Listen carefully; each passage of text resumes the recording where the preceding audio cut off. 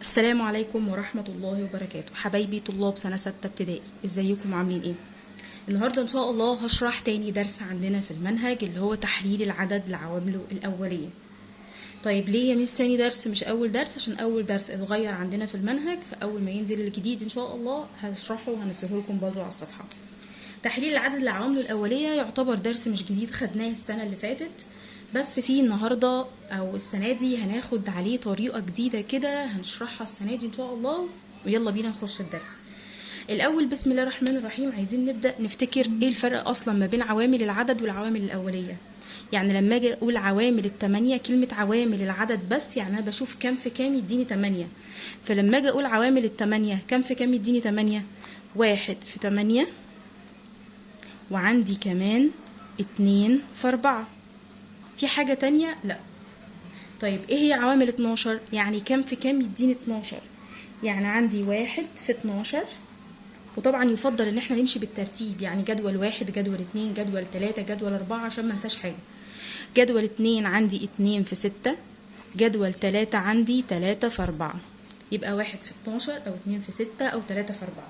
دي كده كان اسمها العوامل العدد، يعني بجيب اي عددين يتضربوا في بعض عشان يديني الرقم ده.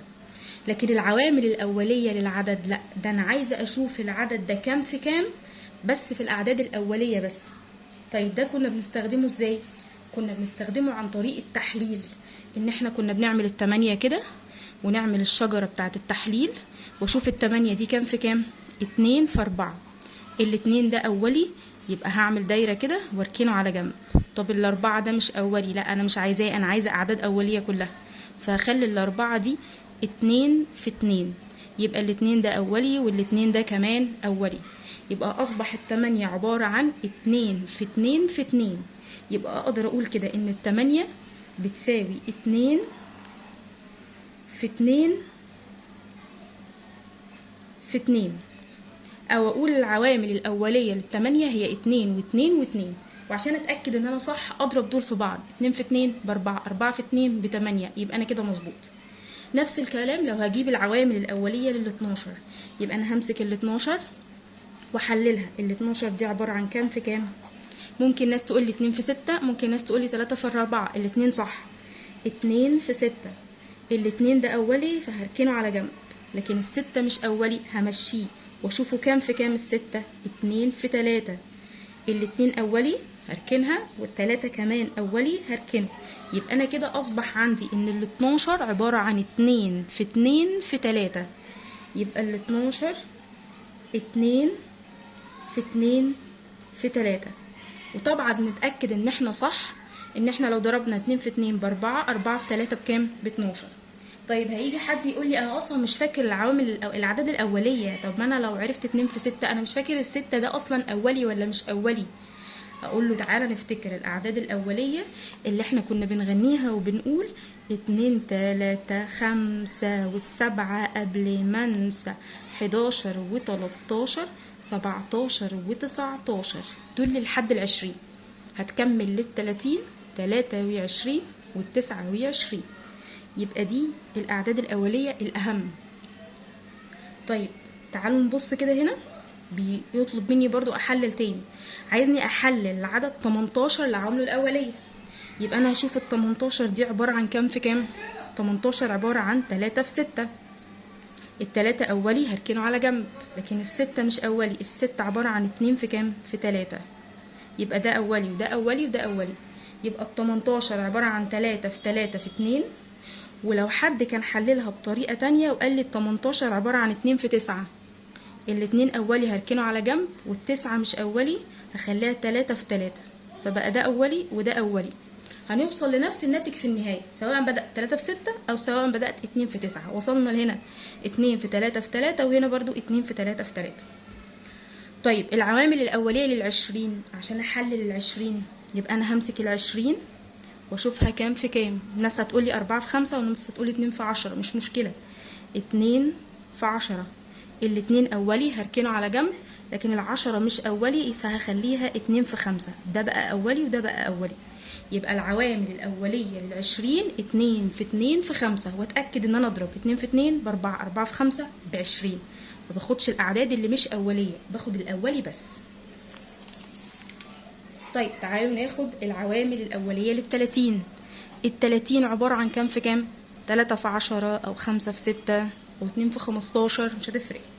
ال3 أولي يبقى هخليه على جنب، إنما ال10 مش أولي، أنا عايزاهم أشوفه كام في كام في الأعداد الأولية. ال10 2 في 5، يبقى ال2 أولي وال5 أولي، يبقى أصبح كده إن ال30 عبارة عن 2 في 3 في 5، أو ممكن أقول 3 في 2 في 5، مش هتفرق.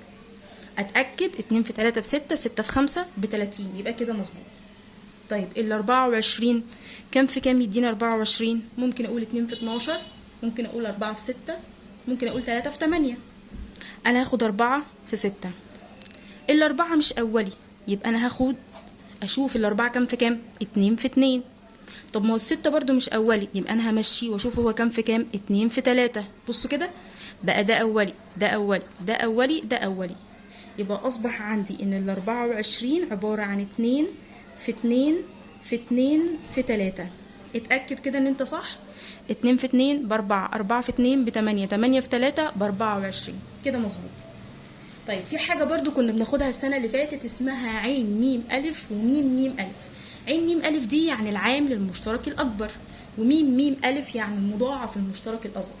طيب تعالى أنا أعرفكم السنة اللي فاتت احنا كنا بناخدها ازاي، والسنة دي هنحلها ازاي. السنة اللي فاتت لما كان بيطلب مني عين ميم ألف أو ميم ميم ألف للعددين دول، كنا بنيجي على جنب كده ونحلل العددين. يعني ال10 عبارة عن 2 في 5، ده أولي وده أولي، يبقى كده ال10 عبارة عن 2 في 5. واخد ال12 عبارة عن 3 في 4، ال3 أولي هخليها على جنب، ال4 لأ، تبقى 2 في 2، بقى ده أولي وده أولي. يعني أقدر أقول ال12 عبارة عن 2 في 2 في 3. الكلام ده احنا خدناه السنة اللي فاتت.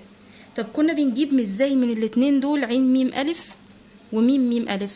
بعد ما كنا بنرصهم تحت بعض، عين العامل المشترك الأكبر كنا بنقول عين عمود. يعني ايه عمود؟ يعني أنا باخد الحاجة المشتركة فوق وتحت اللي عاملة لي عمود كده. مين مشترك فوق وتحت؟ الاتنين، يبقى هي الاتنين بس. طب الاتنين دي لا، دي موجودة تحت ومش موجودة فوق. طب ال3 موجودة تحت مش موجودة فوق. طب ال5 موجودة فوق ومش موجودة تحت، يبقى مش هينفع اخدها. يبقى العامل المشترك الأكبر العين، يعني العمود، يعني اللي موجود فوق وتحت، يبقى ما عنديش غير الاتنين. طب ميم ميم ألف المضاعف المشترك الأصغر، ميم مفجوع. افتكر كده، ميم بمفجوع. يعني ايه مفجوع؟ يعني بياكل الأخضر واليابس، اللي عامل عمود واللي مش عامل عمود. يعني هنا هنزل الاتنين اهو، هنزل الاتنين.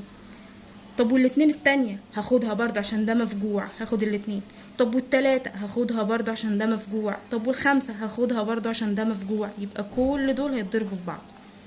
فهضرب 2 في 2 ب4، 4 في 3 ب12، 12 في 5 طبعا احنا عارفينها بكام؟ ب60. اللي حافظ جدول الضرب طبعا شطور. طيب الكلام ده احنا خدناه السنة اللي فاتت. طيب ايه الجديد عندنا السنة دي في الجزئية دي؟ الجديد عندنا السنة دي ان انا بعد ما احلل بالطريقة اللي احنا خدناها دي، بدل ما هنرصهم تحت بعض هنعمل لهم بشكل فن. يعني ايه شكل فن؟ مسطرة شكل فن اللي بيبقى فيها شكل دايرة او بيضاوي او مربع او مستطيل. انا عندي هنا هلاحظ ان ال12 وال10 عندهم، دي عندها 2 ودي عندها 2. طالما في حاجة مشتركة ما بينهم فانا بعمل شكل فن كده،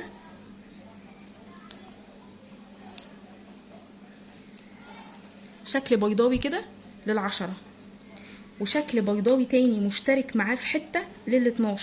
طب ليه يا ميس عملتيهم متقاطعين كده؟ عشان هما الاتنين عندهم حاجة مشتركة اللي هي الاتنين.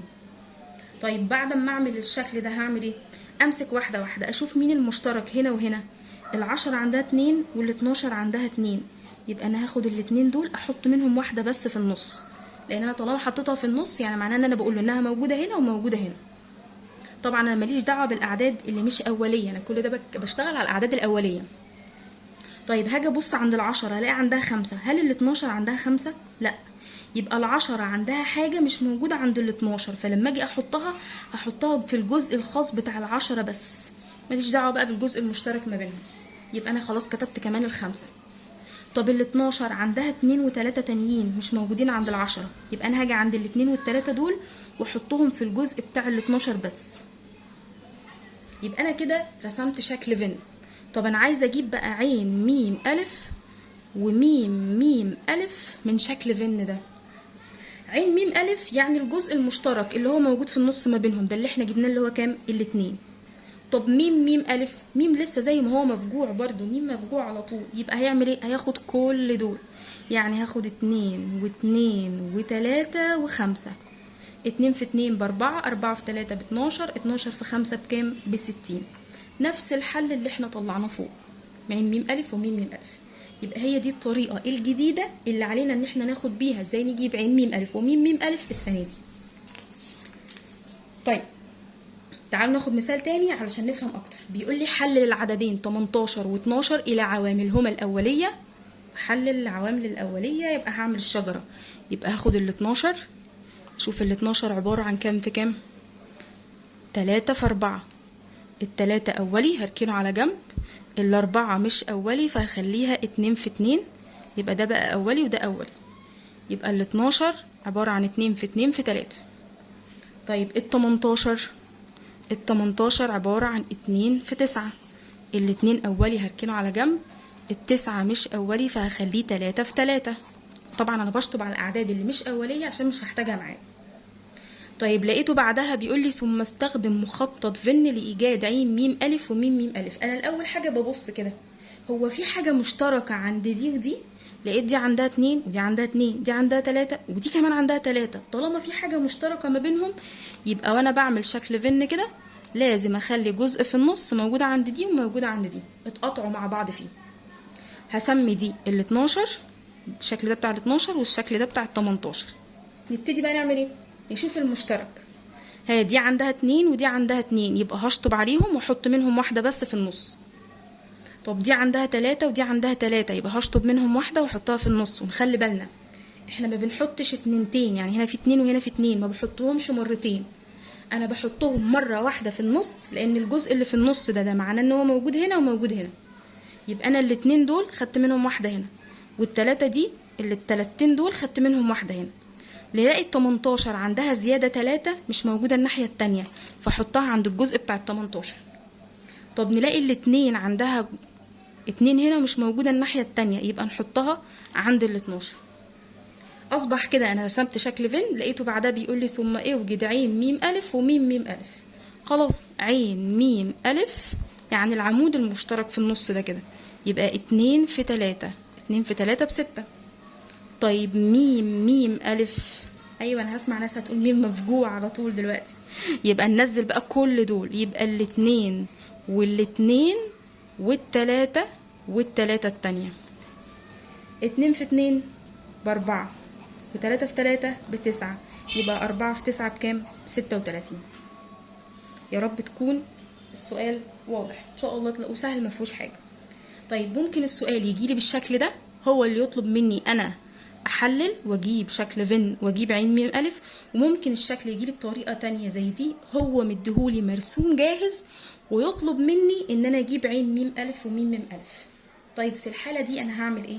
ده بقى اسهل جدا، ده ريحني من التحليل ومن الرسم. بيقول لي من مخطط فن المقابل، الشكل اللي قدامي ده عين ميم الف بتساوي ايه؟ طبعا احنا قلنا عين يعني العمود اللي واقف في النص. المشترك ده مين المشترك هنا؟ الاتنين والخمسة، يبقى هقول له كده 2 في 5 يبقى بيساوي 10. طيب من مخطط فن المقابل اللي قدامي ده يديني هنا عايز ميم ميم الف، احنا اتفقنا ان ميم مفجوع بيلم كل حاجة، يبقى 2 في 2 في 3. 2 في 2 في 3. 2 في 2 ب4، 4 في 3 ب12. طيب